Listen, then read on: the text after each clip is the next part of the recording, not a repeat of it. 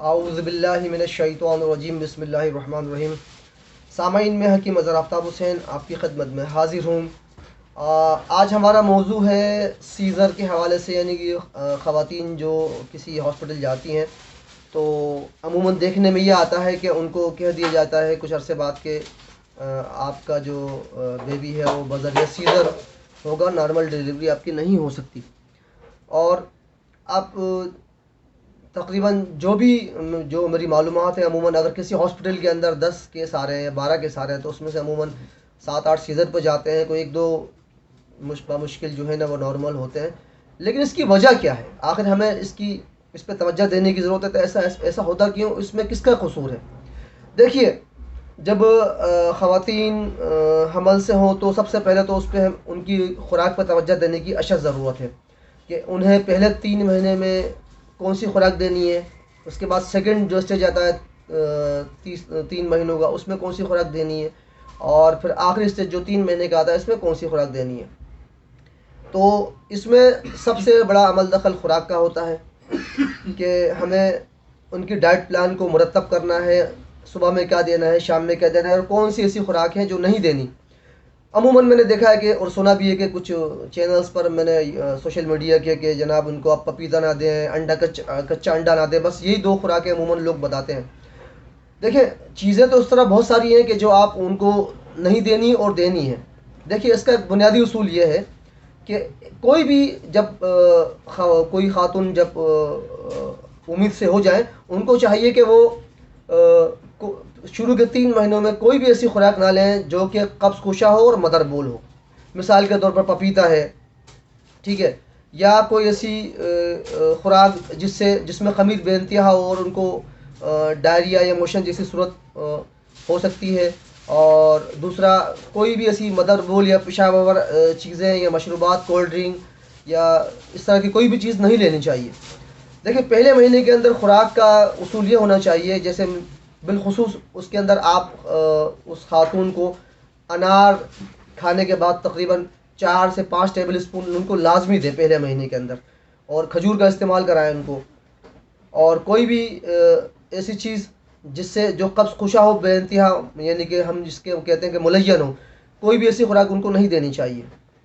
اچھا، جب پہلے 3 مہینے کے اندر آپ نے جو ہے نا ان کو انار کا استعمال، سیب کا استعمال لازمی کروانا ہے، ٹھیک ہے، اور ان کو فاسٹ فوڈ، بڑے کا گوشت، ان تمام چیزوں سے، اور کولڈ ڈرنکس جس میں بے انتہا شوگر کا لیول جو زیادہ ہوتا ہے، جو ان کے لیے بہت خطرناک ہو سکتا ہے، اس سے ان کو ایوائڈ کروائیں۔ اور جب دوسرا اسٹیج آئے، تیسرے مہینے 3 مہینے کا جو سیکنڈ اسٹیج آتا ہے، اس کے اندر ان کو معتدل خوراک دیں۔ مطلب اس کے اندر آپ ان کو انجیر بھی دے سکتے ہیں، موسمی ہے، سیب ہے، اور اس طرح کی کوئی سبزیوں کا استعمال کروائیں، ٹھیک، اور کھانے کے بعد انہیں 2-4 دانے کشمش کا استعمال ان کو کروائیں۔ اور آخری 3 مہینے کے اندر کوشش یہ کریں کہ ان کو ناشتے کے اندر خالص مکھن، اصلی مکھن ہو، وہ روٹی پر یا بریڈ پہ لگا کے ان کو استعمال لازمی کرائیں۔ اور سبزیوں کے اندر خاص طور پر آخری مہینے میں کوشش یہ کرنی چاہیے، لوکی ہے، کانسی پھل ہے، توری ہے، اس طرح کی خوراک کی مقدار بڑھا دینی چاہیے اور مکھن کی مقدار بڑھا دینی چاہیے۔ تو اس سے جو ہے وہ ممکن ہے کہ اللہ سے امید ہے کہ وہ جو ڈیلیوری ہوگی وہ نارمل ہوگی۔ لیکن اس کے علاوہ ایک چیز اور بھی دیکھی گئی ہے کہ جب کوئی خاتون پریگننسی امید سے ہوتی ہے، جب پریگننٹ ہوتی ہے، وہ کسی بھی ہاسپٹل میں ڈاکٹر میں جاتی ہے، تو مجھے افسوس سے کہنا پڑتا ہے، میں کسی پیتھی کے خلاف نہیں ہوں، لیکن کچھ اس کا غلط استعمال کرتے ہوئے ان کو پہلے ہی جب تیسرے مہینے میں یا چوتھے مہینے میں اپنا نام لکھوانے کسی ہاسپٹل یا گائنی سینٹر میں جاتے ہیں تو ان کو ڈرا دیا جاتا ہے کہ جناب یہ ہے، آئرن کی کمی ہے، تمام چیزیں ہیں، اور آپ کو یہ ٹیبلٹ لینی ہے، یہ ڈرپ لگانی ہے۔ اگر کوئی اینٹی بائیوٹک دوائیوں کا زیادہ استعمال ان کو دے دیا جاتا ہے، پین کلر کا بے انتہا استعمال ان کو کروا دیا جاتا ہے، جو کہ ماں اور ہونے والے بچے کے لیے انتہائی خطرناک ہے۔ اور اگر اس میں ایسا بھی ہوتا ہے کہ اگر نارمل ڈیلیوری ہونی بھی ہوتی ہے تو لیکن پین کلر دواؤں کے استعمال سے یا کوئی اینٹی بائیوٹک دواؤں کے استعمال سے وہ ان کو پرابلم کھڑی ہو جاتی ہے اور آخر کار ان کو سیزر پہ جانا پڑتا ہے۔ تو بھائی خدا کے واسطے آپ ان اداروں سے بھی میں گزارش کرتا ہوں کہ جس کا اگر نارمل ہونا ہے تو اس کو اس قدر نہ ڈرائیں۔ اور میں آج کل کے ایک ٹرینڈ چل گیا ہے کہ کچھ خواتین یا لڑکیاں جو ہوتی ہیں جب فرسٹ ٹائم پریگننسی کی طرف جاتی ہیں تو اس کے اندر وہ اتنی کانشیس ہو جاتی ہے کہ بس جو ڈاکٹر نے بول دیا بالکل لازمی کرنا ہے. اور ڈاکٹر جو ہے وہ اس میں شروع سے ان کو میڈیسن پہ لے کے چلتے ہیں. دیکھیے یورپ کے اندر بعض کنٹری کے اندر ایسا بھی ہے کہ ان کو کوئی ایسی میڈیسن سچیز نہیں دی جاتی کہ انتہائی اشد ضرورت کے اوپر تو دی جاتی ہے, لیکن نارمل حالات میں ان کو صرف ان کا ڈائٹ پلان دیا جاتا ہے, انہیں خوراک دی جاتی ہے ان کی طبیعت کو دیکھ کر. ٹھیک ہے, تو وہ کوشش یہ کرتے کہ سیزر نہ ہو, نارمل ڈیلیوری ہو.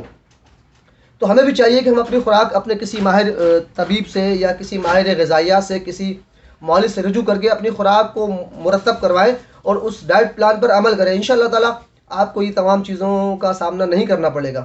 اور میں نے ان ڈاکٹروں سے بھی گزارش ہے, گائنیکولوجسٹ سے بھی گزارش ہے کہ برائے مہربانی کوشش کریں کہ انتہائی اشد ضرورت پہ ان کو اگر کوئی ایسی کرٹیکل پوزیشن چاہ رہی ہے, کوئی پرابلم ان کو کھڑی ہو گئی ہے دوران حمل, تو آپ میڈیسن استعمال کریں, وہ بھی انتہائی مجبوری کے اندر. لیکن ہم نے دیکھا یہ کہ کچھ ڈاکٹر اپنے اس معاملات کے لیے اور پیسے کمانے کے لیے بے انتہا ڈرپس, انجیکشن, ٹیبلٹ, وٹامنس کی, دیکھیں یہ سب چیزیں آپ کو خوراک میں نیچرل مل سکتی ہیں.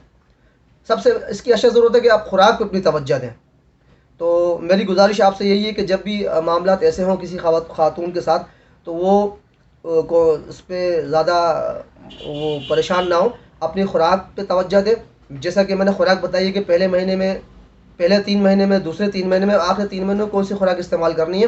اور واک کا بھی, ہلکی پھلکی واک کو بھی رکھیں آپ. ہم بیڈ ریسٹ لے لیتے ہیں کنٹینیو, تو جس سے جانے کا منہ بند ہو جاتا ہے. ہمیں چاہیے بالکل بیڈ ریسٹ پہ نہ جائیں, اگر کوئی تکلیف نہ ہو تو ہلکا پھلکا کام, صبح اٹھ کے چہل قدمی, اور سورج نکلنے سے پہلے سورج کی شعاؤں کو لینا, جس میں بے انتہا وٹامن ڈی آپ کو قدرتی جو ہے وہ مل سکتا ہے, جو آپ کے لیے تمام اس کا نعم البدل کوئی دوا, کوئی انجیکشن, کوئی گولی نہیں ہو سکتی.